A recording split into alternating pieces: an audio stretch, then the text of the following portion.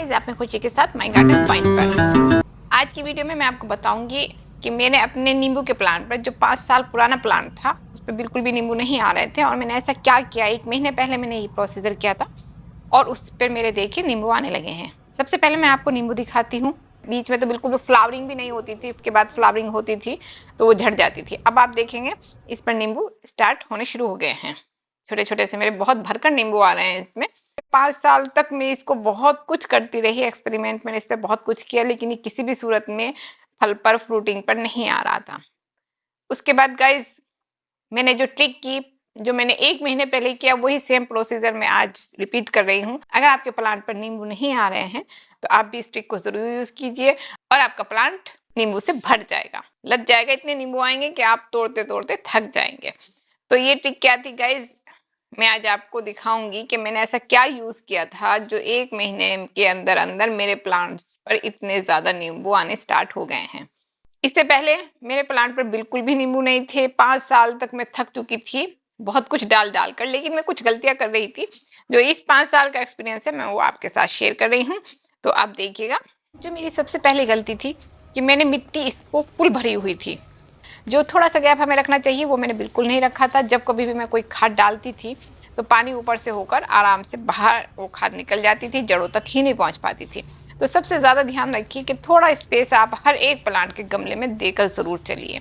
ऊपर से मिट्टी हटाकर मैंने खाद डाली तब जाकर ये मेरा प्लांट चला था। तो सबसे पहली बात है कि फुल मिट्टी मत भरिए गमले में, खाद डालने की जगह जरूर छोड़िए जिससे उसकी जड़ों में अच्छे से खाद पहुंच सके। तो मैं जो खाद डालती थी वो पानी के साथ बाहर आ जाती थी, एक्स्ट्रा पानी बाहर हो जाता था। सेकंड गलती जो मैं करती थी गाइस कि इसको धूप की बहुत कमी थी। अगर आपका नींबू का प्लांट धूप में नहीं होगा तो फ्रूटिंग पे आना बहुत मुश्किल हो जाएगा। तो आप उसको धूप में जरूर रखिएगा। आप जितना ज्यादा धूप दे सकते हैं उतना ज्यादा धूप कीजिए। जब मैंने इसकी जगह चेंज की और इसको धूप में लेकर आई तो इस पर फ्लावरिंग का 1 पॉइंट धूप भी बना। एक बात और थी गाइस कि मैं इसमें पानी इसकी मिट्टी सूखने से पहले ही डाल देती थी। मुझे फ्रूटिंग चाहिए थी, एक्सपीरियंस नहीं था। और इसमें सबसे बड़ी बात होती है आप नींबू पर तभी पानी डालिए जब उसकी मिट्टी सूखी हो। मिट्टी सूखने के बाद ही आप उसमें पानी देंगे तो आपका प्लांट भरकर आएगा, निकल कर आएगा, फ्रूटिंग पर आएगा।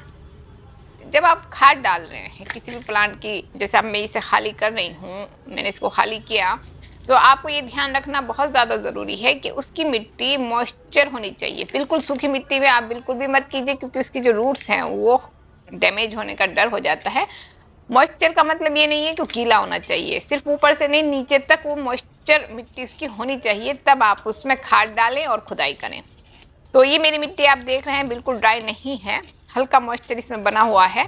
तो कोई भी खाद आप किसी भी प्लांट में पौधे में दे रहे हैं तो आप ये ध्यान रखिए कि बिल्कुल ड्राई उसकी मिट्टी को मत होने दीजिए और बिल्कुल गीली भी नहीं होनी चाहिए। थोड़ा सा मॉइस्चर ऊपर से नीचे तक बना रहे, ये आपको एक्सपीरियंस करना पड़ेगा। एक्सपीरियंस के साथ ये सब आ जाएगा। मुझे इस नींबू पर काम करते 5 साल हो गए हैं गाइस, ये बिल्कुल भी फ्रूटिंग पर नहीं आ रहा था और मैं थक चुकी थी। ये लास्ट ट्रिक मैंने जो यूज की इससे मेरी मेहनत कामयाब हुई और मेरे नींबू पर फ्रूटिंग स्टार्ट हो गई। एक प्लांट मेरा ऊपर बाल्टी में रखा हुआ है मैंने, वो तो मेरा बहुत अच्छे से नींबू दे रहा है, फ्रूटिंग पर है, बट इस प्लांट ने मुझे बहुत ज्यादा डिस्टर्ब किया गाइस। अब आप देखेंगे जो मेरे सेकंड है, अब मैं सेकंड इसमें खाद दे रही हूँ। जब मैंने अपने प्लांट में खाद दी थी, फर्स्ट खाद दी थी, मैंने चारों तरफ से इसको ऐसे खाली कर दिया था।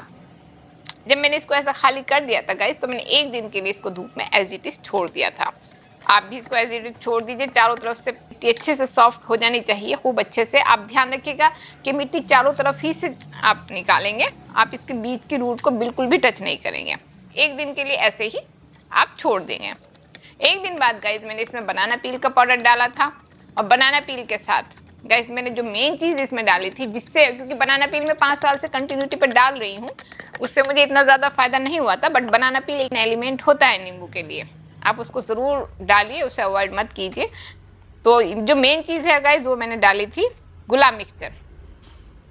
ये गुलाब मिक्सचर डालने से, हालांकि इसको ये कहा जाता है कि इसकी मिट्टी में गाइस मैंने खाद अच्छे से भरकर बनाई हुई थी, खाद डाली थी मैंने, गोबर खाद, वर्मी कंपोस्ट, बनाना पील, सब चीजें मैं इसमें टाइम टू टाइम देती आ रही हूँ। मेरी इसकी मिट्टी बहुत उपजाऊ है, बहुत अच्छी बनी हुई है, लेकिन उसके बावजूद भी मेरे पे फ्रूटिंग नहीं थी। जब मैंने इसमें रोज मिक्सचर डाला, एक एक्सपेरिमेंट मैंने खुद से ही किया कि मैं इसमें रोज मिक्सचर डालकर देखती हूँ, तो उसके नेक्स्ट मंथ गाइस जो अब चल रहा है, उसकी जो फ्लावरिंग आई वो फ्लावरिंग बिल्कुल भी नहीं झड़ी और उस पर फ्रूटिंग आनी स्टार्ट हो गई। अब 1 महीना हो गया, 1 महीने बाद मैं सेम प्रोसीजर रिपीट कर रही हूँ। इस टाइम मेरे पे बनाना पील का पाउडर नहीं है, तो वो मैं नहीं डाल पा रही हूँ, बट रोज मिक्सचर में उसको सेम उसी तरह दे रही हूँ जिस तरीके से मैंने उसको दिया था। रोज मिक्सचर देने के बाद मैंने हल्के हाथ से उसके हल्की मिट्टी डाली है, लेकिन आप स्पेस जरूर खाली रखिएगा गाइस, बिल्कुल भी इसको स्पेस को मत भरिएगा। और अभी एक स्टेप और बाकी है, जो मेन स्टेप है इसका, अभी एक ही स्टेप पूरा हुआ है कि मैंने रोज मिक्सचर दिया है। अगर आप फ्रूटिंग चाहते हैं तो रोज मिक्सचर जरूर दीजिए, मेरा एक्सपीरियंस है ये। आप अपने नींबू के प्लांट पर आप गाय की खाद दीजिए, आप वर्मी कंपोस्ट दीजिए, बनाना पील दीजिए, एक पार्ट आप उसका जरूर कीजिए, लेकिन आप उसमें रोज मिक्सचर को मेन रखिएगा। रोज मिक्सचर डालने के बाद गाइस उसे मिट्टी से कवर कर दीजिए, और फिर मैंने 1 गिलास में थोड़ी सी हल्दी मिक्स की और उस हल्दी को मैं उसमें डाल दूंगी। तो ये 2 चीजें गाइस मैंने की थी, और 2 चीजें करने के बाद मेरे पे फ्रूटिंग भरकर आई है।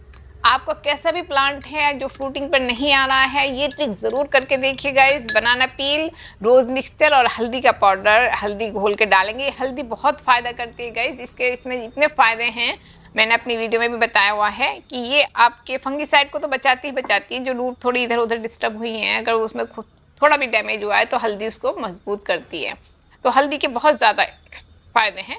अगर आप कभी देखेंगे रिपोर्टिंग की मैंने एक वीडियो डाली हुई है, उसमें आप जाकर चेक करिएगा कि हल्दी के क्या क्या फायदे हैं। इस टाइम सिर्फ मैं आपको ये बता रही हूँ कि आप अपने नींबू पर ये 3 चीजें जरूर कीजिएगा, और 1 महीने बाद सेम चीज रिपीट जरूर करें।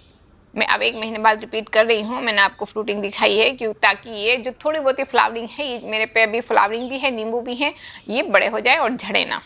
इसका अपडेट आपको जरूर दूंगी गाइज, आप जरूर देखिएगा। साथ में गाइज मैं इसको धूप में रखूंगी, मैं इसको 6-7 घंटे की धूप में रख रही हूँ 1 महीने से, और मेरी जगह वही रहेगी, आप उसको धूप जरूर दीजिएगा। अब बाकी बचता है गाइज अगर आप इस पे स्प्रे नहीं करेंगे फंगीसाइड का, या तो आप हल्दी का स्प्रे कर दीजिए, हमने जड़ों में तो दे दी है हल्दी, आप इसके हल्दी का भी स्प्रे कर सकते हैं, नहीं तो आप फंगीसाइड का भी इस पे स्प्रे कर सकते हैं। स्प्रे करना बहुत ज्यादा जरूरी है, हर 15 दिन में आप इस पर जरूर स्प्रे कीजिए, क्योंकि इस पे बहुत जल्दी से अटैक होता है, तो उस चीज को बचाने के लिए आप इस पे हर 15 दिन में स्प्रे कीजिए। और इसके बाद गए इसमें 15 दिन के बाद इसमें फिर से दोबारा से वर्मी कंपोस्ट खाद मिक्स करके डालूंगी।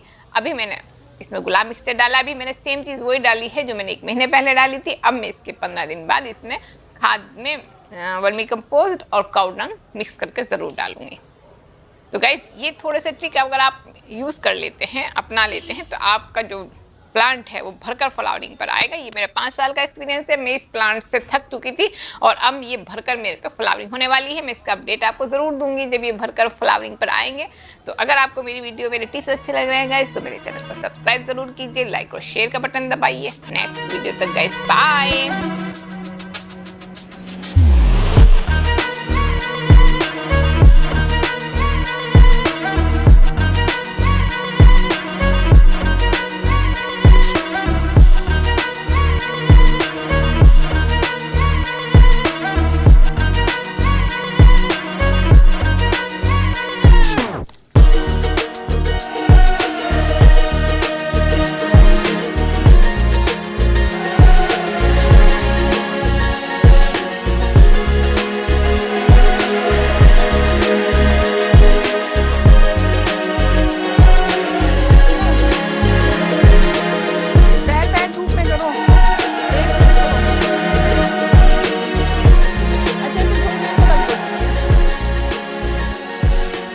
टाइम देख के लो फिर।